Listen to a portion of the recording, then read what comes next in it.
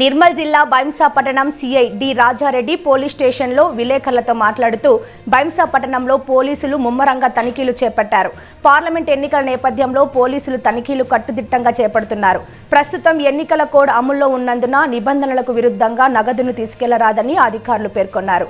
50,000కు మించి నగదు ఉంటే తగిన ఆధారాలను ప్రజలు తమ వద్ద ఉంచుకోవాలని సూచించారు. మైనర్లకు వాహనాలు ఇస్తే తల్లిదండ్రుల మీద కేసు నమోదు చేస్తామని అన్నారు. అలాగే పట్టణ సిఐ మాట్లాడుతూ మైనర్లకు వాహనాలు ఇస్తే వారి తల్లిదండ్రులపై కఠిన చర్యలు తీసుకుంటామని బైంసా సిఐ రాజారెడ్డి హెచ్చరించారు. సోమవారం పోలీస్ స్టేషన్లో ఏర్పాటు చేసిన మీడియా సమావేశంలో ఆయన మాట్లాడారు.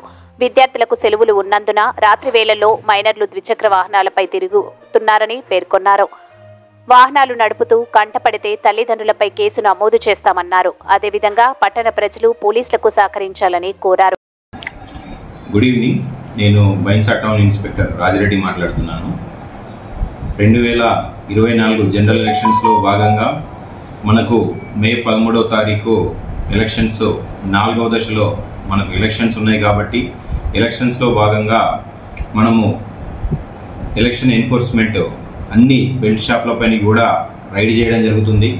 అదేవిధంగా 50,000 అంతకంటే ఎక్కువ నగదును ఎలాంటి ఆధారాలు లేకుండా తీసుకెళ్తే వాళ్ళపై కూడా ఆ అమౌంట్ సీజ్ చేసి గ్రీవెన్స్ సెల్ కలెక్టర్ ఆఫీస్కు సీజ్ చేసి వాళ్ళకి అప్పగించడం జరుగుతుంది.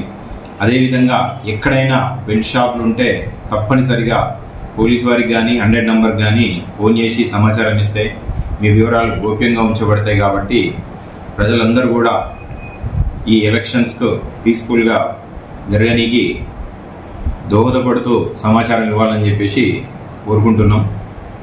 అదేవిధంగా మైనర్ డ్రైవింగ్ చాలా ఎక్కువగా జరుగుతుందని చెప్పేసి ఫిర్యాదులు వస్తున్నాయి. అదేవిధంగా ఈ హాలిడేస్లో తల్లిదండ్రులు అందరూ కూడా ఎవ్వరి పిల్లలకు డ్రైవింగ్ లైసెన్స్ లేని పిల్లలకు వెహికల్ ఇవ్వద్దని చెప్పేసి బైంసా పోలీస్ వారు రిక్వెస్ట్ చేస్తున్నారు. వాళ్ళకి ఏమన్నా యాక్సిడెంట్ అయితే తర్వాత ఇబ్బంది పడేది మీరే, కాబట్టి మీ పిల్లలకు వెహికల్స్ ఇవ్వద్దని కోరుచున్నాం. అదేవిధంగా మైనర్స్కు వెహికల్స్ ఇస్తే తప్పకుండా తల్లిదండ్రులకు మరియు ఆ వెహికల్ ఓనర్స్ పైన తప్పకుండా చట్టపరమైన చర్యలు తీసుకుంటాం, కేసులు నమోదు చేస్తాం. అదేవిధంగా వెజిటేబుల్ మార్కెట్ ఏదైతే ఉందో వెజిటేబుల్ మార్కెట్ రోడ్ పైన పెట్టడం జరుగుతుంది. అది ఎంటైర్గా వన్ సైడ్ రోడ్ బ్లాక్ చేయడం వల్ల రోడ్ పైన వెళ్ళేటటువంటి వారికి చాలా ఇబ్బందిగా ఉంటుంది. వన్ సైడే వెహికల్స్ రావడం పోవడం, కాబట్టి ఒక రీసెంట్గా 2 యాక్సిడెంట్లు జరిగినాయి. దాన్ని నివారించడంలో భాగంగా అక్కడ ఉన్నటువంటి వెజిటేబుల్ మార్కెట్ని లోపల గాంధీగంజ్ లోపలికి షిఫ్ట్ చేయమని వాళ్ళని కోరడం జరిగింది. నిన్నటి నుంచి ఆ విధంగానే జరుగుతుంది. ఎవ్వరు కూడా రోడ్డు పైన కూరగాయలు పెట్టి అమ్మొద్దు, లోపల పెట్టుకోవాలి. అది కూడా 4 నుంచి స్టార్ట్ అయితే బాగుంటుంది. చాలామంది మహిళా వెండర్స్ ఉన్నారు, పిట్టి వెండర్స్, కూరగాయలు అమ్మేవాళ్ళు.